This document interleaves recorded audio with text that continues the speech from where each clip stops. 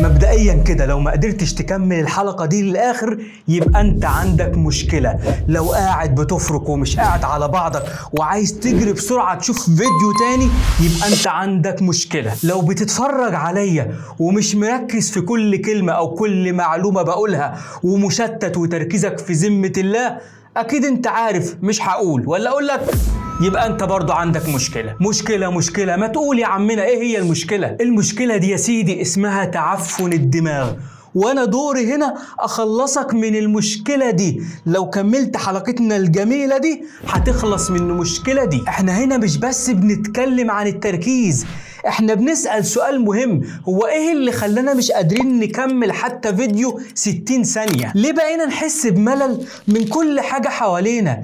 ليه دايما مشتتين؟ ليه دايما محبطين؟ ليه تركيزنا وذاكرتنا في الضياع لدرجة بقينا بننسى احنا كنا اصلا بنتكلم في ايه؟ بص، هو اكيد انا لا ساحر ولا بقرا الطالع، بس طالما حضرتك قررت انك تتفرج على الفيديو ده يبقى عندك مشاكل من اللي هقولها وعد ورايا. اول حاجة، دايما مشتت ومش مركز لدرجة انك بتنسى انت اصلا كنت بتتكلم في ايه. دايما عندك ملل من كل حاجة حقيقية حواليك. اول ما تقرر كده انك تستغنى عن الموبايل عشان تبدأ تلاقي نفسك مليت واحبطت ووقعت بسرعة. ما عندكش تركيز حتى بربع جنيه، ولا قادر تشتغل ولا قادر تنجز، ولا حتى بقى عندك رغبة او حماس او شغف انك تنجز. مضغوط ومتوتر وقلقان دايما بدون سبب، والاحباط والملل بقوا اصدقائك. لو قريت صفحة وركزت فيها لحد الاخر يبقى انت تقريبا كده عملت انجاز. لو اتفرجت على فيديو طويل زي الفيديو بتاع حلقتنا النهاردة يبقى انت عملت اعجاز. حتى فيديوهات الريلز اللي هي تقريبا كده بتبقى اقل من دقيقة انت ما بقتش قادر تكملها، عايز بسرعة تعمل سكرول وتفرك عشان تشوف اللي بعده. لو قلت لك دلوقتي حاول تغمض عينيك كده وما تفكرش في اي حاجة هتلاقي مخك يقول لك لا، هتلاقي عينيك عايزة تهرب وتفتح عشان تشوف. سابع حاجة، نومك مضروب، لا عارف حتى تدخل في النوم، ولو نمت كل شوية بتصحى من النوم ولا كأنك نمت. تامن حاجة، آخر حاجة بتشوفها عينك وأول حاجة بتفتح عليها عينيك هي صديقك الوفي، خلك الوفي، الموبايل. 9، الموبايل تقريبا مش بيسيب ايدك، ماسك الموبايل وبتتفرج عليه على الفاضية والمليانة، لدرجة ان انت ممكن تكون بتتفرج على ماتش مهم وماسك الموبايل في ايدك. لو دخلت الحمام القعدة بتطول جدا جدا، مش عشان خاطر حضرتك بتاخد دش مثلا ولا بتعمل حمام، لا،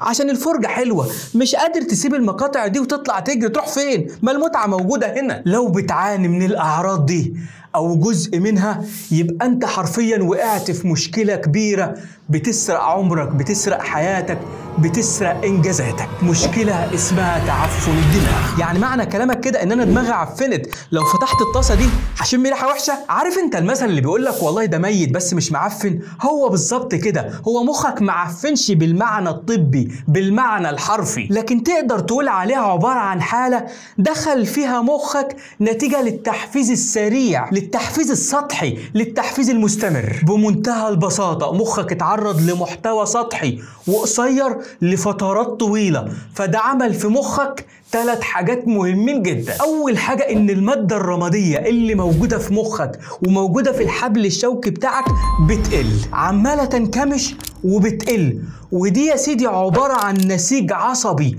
موجود في المخ بتاعك وفي الحبل الشوكي بتاعك، موجود جواه جسم الخلية العصبية بتاعتك. تقدر تقول عليها كده بمثابة البروسيسور أو المعالج بتاع الكمبيوتر، بتستقبل الإشارات العصبية تعمل لها عملية معالجة وتقرر هتبعت إيه منها وفين. يعني بمنتهى البساطة المادة دي هي اللي مسؤولة عن تركيزك، عن ذاكرتك، عن تفكيرك، عن رد فعلك، عن السيطرة حتى على مشاعرك. باختصار هي البني آدم اللي جواك. تخيل بقى كمبيوتر المعالج بتاعه وحدة المعالجة بتاعته ضعيفة، كل شوية هتلاقيه بيعلق، كل شوية هتلاقيه بيهنج، لذلك لازم نعمل له ايه؟ نعمل له ريفريش او نعمل ريستارت، واحنا هنا عايزين نعمل ريستارت. طب تمام جدا، احنا بقى عايزين نعمل ريستارت او عايزين نعمل ريفريش، نعملها ازاي؟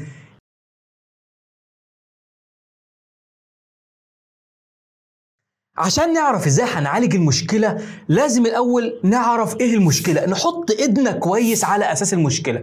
لو عرفنا المشكلة يبقى على طول احنا عرفنا العلاج. تاني حاجة في الثلاث حاجات اللي احنا قلنا عليهم ان الاعصاب بتاعتك اتبرمجت على رد الفعل السريع، ما بقاش عندك كده تفكير عميق وتركيز، بقيت سطحي. تالت حاجة ان مركز المكافأة في مخك اللي هو بيستقبل الدوبامين خلاص باظ، لذلك بقيت بتحس بالملل بسرعة، مفيش حاجة بتبسطك. السبب في كل ده هو المقاطع الشورت او فيديوهات الريلز الصغيرة، البوستات الكتير والسوشيال ميديا، الحاجات القصيرة هي اللي عملت فيك كل المشاكل دي. دراسة في سنة 2023 على 3000 شخص وجدوا ان استخدام او مشاهدة فيديوهات الريلز او الفيديوهات القصيرة لمدة 90 دقيقة يوميا بيقلل من التركيز بمقدار 60%. ودي مش مبالغة، دي بداية انهيار المخ حرفيا. هتلاقي التوصيل العصبي، الاشارات العصبية بطيئة، لذلك استجابتك بتبقى ضعيفة. مش بس كده، ده احدى الدراسات في جامعة هارفارد تقول ان مقاطع الريلز او الفيديوهات القصيرة بتأثر فعلا على شكل المخ، على التشريح بتاعه، بتصغر مناطق فيه زي منطقة الهايبوكامبال فوليوم او منطقة البريفرونتال كورتكس. طب ايه اصلا اللي بيخلي مقاطع الشورت او الريلز تبقى عبارة عن ادمان؟ يعني دايما انا ماسك الموبايل كده عمال اعمل سكرول ومش قادر ابطل، هي ليه عملت لي ادمان؟ خليني احكي لك حكاية جميلة قوي. كان في زمان عالم اسمه بورهيف فريدريك سكينر. الراجل ده يا سيدي جاب صندوق جواه زرار وحط جوه الصندوق ده فار. الفار ده كل ما يجوع يدوس على الزرار ينزل له الاكل، تمام وزي الفل، سلوك طبيعي. لكن فريدريك ما كانش عايز السلوك الطبيعي، فخلى الفار يدوس على الزرار ما ينزلوش الاكل.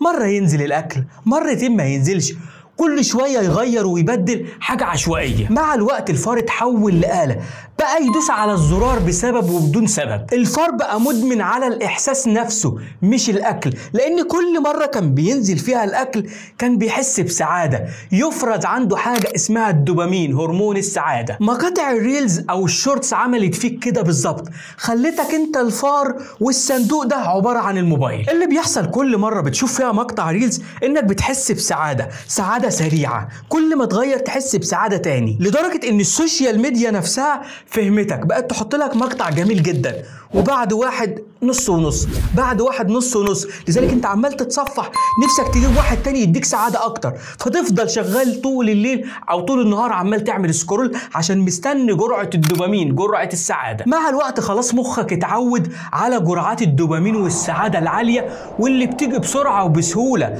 ما انا اقدر افتح الموبايل على طول كده اخد جرعة سعادة، ايه اللي يخليني اروح اذاكر؟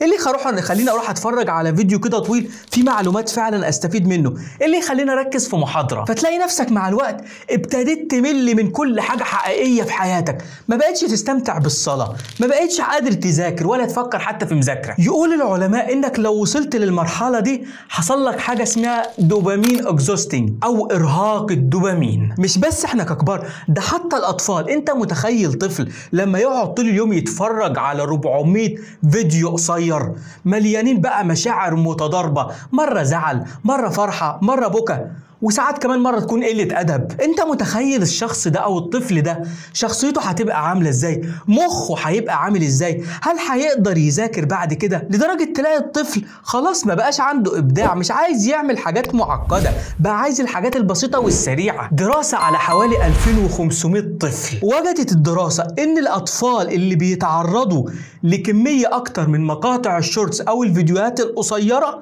بيزيد عندهم فرصة الإصابة بال ADHD بمقدار 82% عن الأطفال اللي ما بيتعرضوش للمقاطع دي. وال ADHD عبارة عن اضطراب عصبي بيصيب الأطفال وممكن كمان يصيب الكبار، يخلي الطفل مش منتبه، مش مركز، ما عندوش حتى قدرة يتحكم في انفعالاته، عنده فرط في الحركة، ما يقدرش يعمل المهام المعقدة. يعني عشان يكمل في واجب يحله للآخر كده يحس بملل شديد جدا، عايز الحاجات السريعة. الريلز كمان أو المقاطع الشورت دي بتأثر على إنتاجيتك. أنت بتقرر والله أنا هقعد 5 دقايق بس كده أشوف الموبايل وهرجع أشوف اللي ورايا، أشوف شغلي، أيوة طبعا أنا بهزرش، فتلاقي نفسك ال5 دقايق بقوا نص ساعة، بقوا ساعة، بقوا طول اليوم. وحتى لو قررت انك تفصل وترجع لشغلك عشان تشوف حياتك، بتلاقي نفسك خلاص ما عندكش طاقة، مفيش تركيز، مشتت، مليت، عندك ملل، مش قادر تكمل، فبتسيب كل ده وتروح تشوف اللي وراك او ترجع تكمل على الموبايل تاني. تقول الدراسات في مجلة جورنال اوف بيهيفيرال